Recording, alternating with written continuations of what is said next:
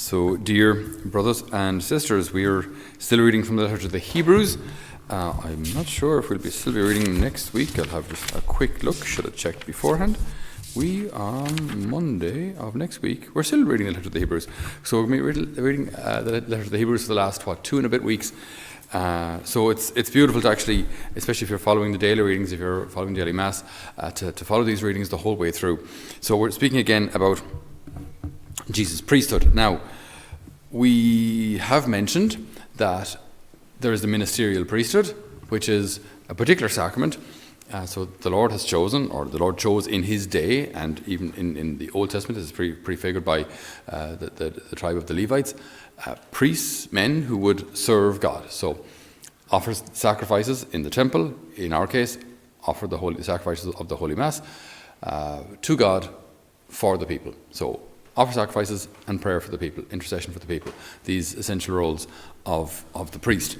And we also mentioned that in a similar way, not in a ministerial priesthood way, but in a similar way, in an analogical way, lay people are called to do something similar, because you're baptized into Christ, priest, prophet, and king.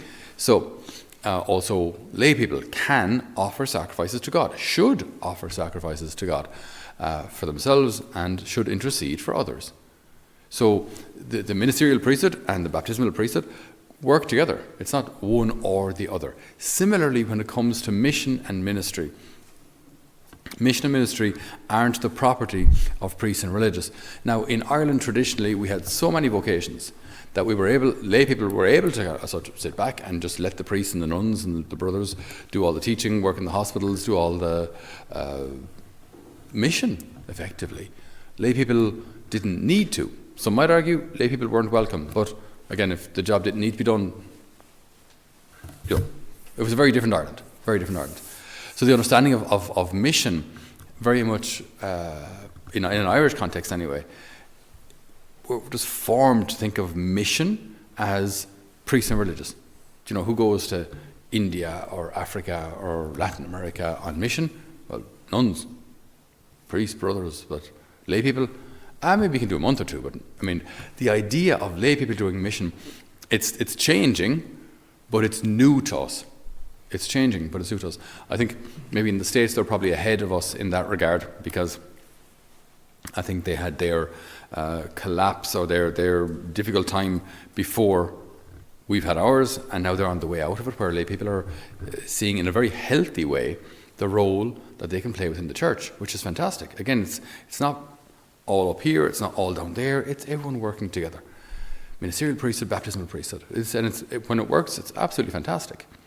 So, here we have the gospel of the sower, the Lord giving us this wonderful parable about the sower. So, again, just to eliminate some woke nonsense at the beginning of this, where I have heard it said that the sower goes out to sow the seed, and he casts the seed, and he casts some of it aside so that the birds of the air might come and eat of it. That lovely? Absolute nonsense. I mean, because Jesus himself explains that the sower is not going out to feed the birds, tuppence a bag, right? Like Mary Poppins.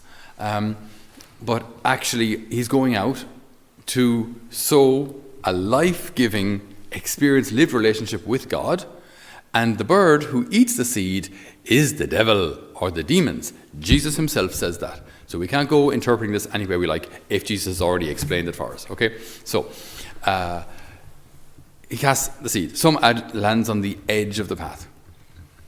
So the edge of the path doesn't bear any fruit, okay? It gets taken away by the birds of the air. Then some lands in rock, where it's super excited. It goes, I'm free from my sower's bag, right? And it sprouts up, and it goes all kind of, delighted with itself, little blade of grass or grain or whatever it is, right? And then has no roots, so as soon as there's any sort of difficulty, withers. No depth. It's all excitement, no depth, right?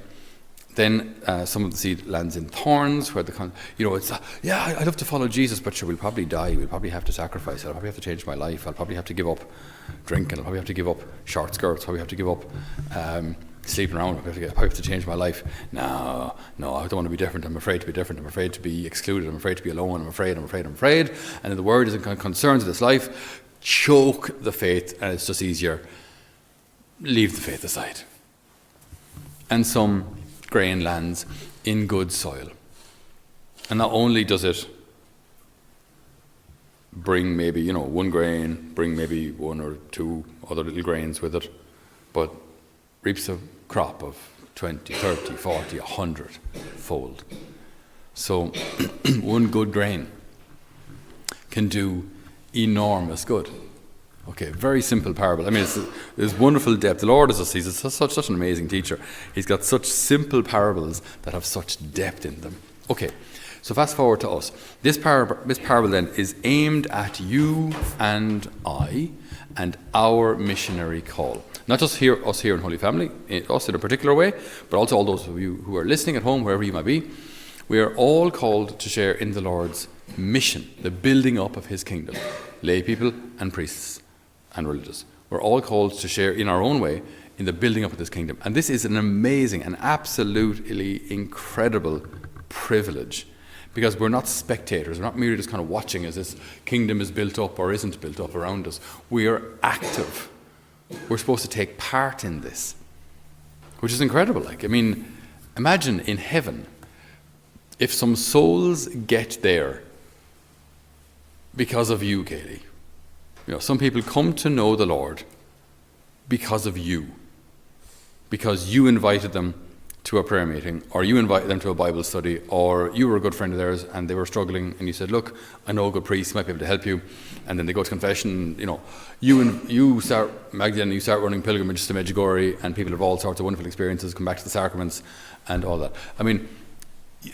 One seed here bearing huge fruit.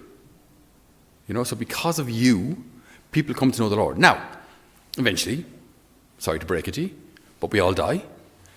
And hopefully, with the help of God, you find yourself in heaven. And there are people there who got there because of you. Ultimately, it's always the Lord's sacrifice. It's always the Lord's grace. Everyone who is saved through the grace of God. But we are his hands and feet on the earth. We're the ones out there, he has sent us to go proclaim the gospel to all nations. He's not doing that himself, and he hasn't sent the angels to do it. That's entrusted to us. So there'll be people there who got there because of you. And so for all eternity, they're in heaven knowing it was you. And every now and again, when you're walking past each other in heaven, they'll give you the good old-fashioned bottom jaw. The nod yeah, where's your sound?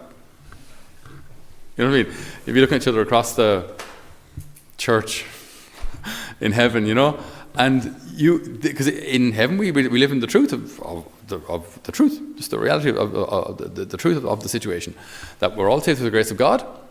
But it was my granny's faith, my sister's faith, my friend's faith, this person who witnessed to me, that caused me to go to Mass, convert, change my life, whatever it was, and ultimately get to heaven.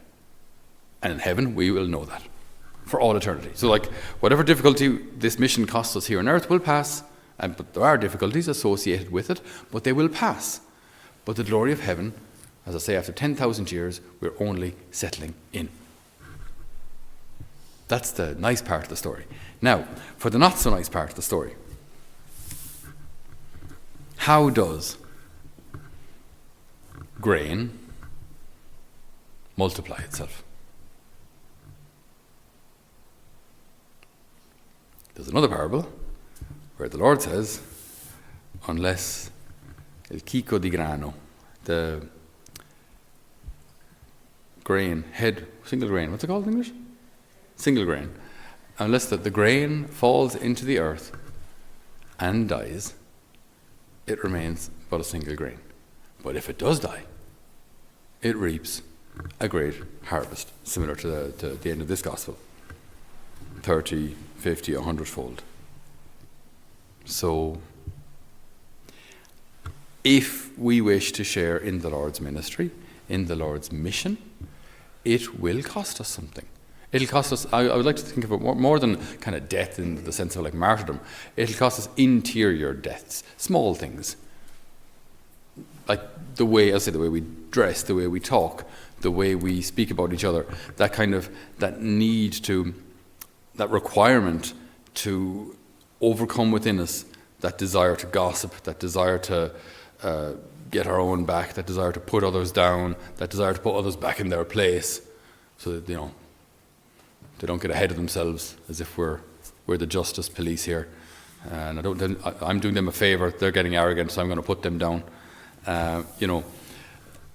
This sort of thing, to overcome all of that and choose service, selflessness, choose joy, choose hope when we feel like giving up, choose prayer when there's a million other wonderful, exciting and entertaining things that we could be doing, and we choose prayer. That kind of little death to ourselves.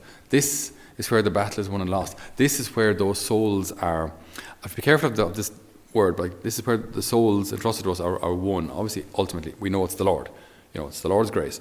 But he does entrust this mission to us. If we say it's the Lord's mission, so we just never mention our faith to anyone and say it's the Lord's mission, I don't know, we've missed the point. He sends us out. He sends us out. And it will require these little deaths. And it's not always easy. But, again, fast forward to how this will look in hindsight from the perspective of heaven.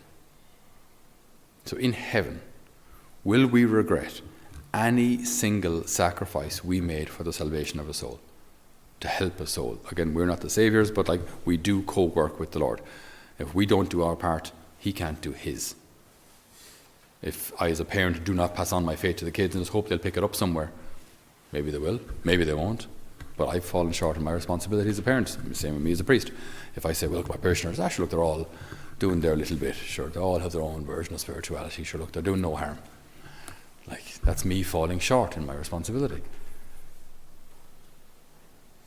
So these little deaths, how will I see them from the perspective of heaven, from heaven? I think every single sacrifice we've made, we will say, should have made more of them. I could have. Should have. But we're here now. But we won't regret a single sacrifice. From heaven, we won't regret a single sacrifice we've made this side of eternity. Here, we get so, fearful that if I make a sacrifice, I'll lose out. If we make a sacrifice, my happiness will be lost. Which isn't true. But we do believe that. If I ever have to renounce myself, that's the end of my happiness. It's not true. But this lie is fairly deeply rooted in all of our hearts. If I don't do what I want, if I don't have what I want, if life doesn't revolve around me, I will not be happy. It's a very deeply rooted misconception within most of us. So the more we die to that, the more fruit we can bear for the building up of the Lord's kingdom. And in heaven, we won't regret a single sacrifice we've made. So we ask the Lord today to renew within each one of us, especially here, if I may, in the church in Ireland, to renew that desire within us to be missionary. For priests and for laity, to be a missionary church, that our Catholic Church may be missionary, that we can discover again this missionary zeal and not just default it to someone else. I have a responsibility here. What can I do? What is the Lord asking me to do? And if that requires little sacrifices, that I may do them out of love for him who gave all for me. Amen.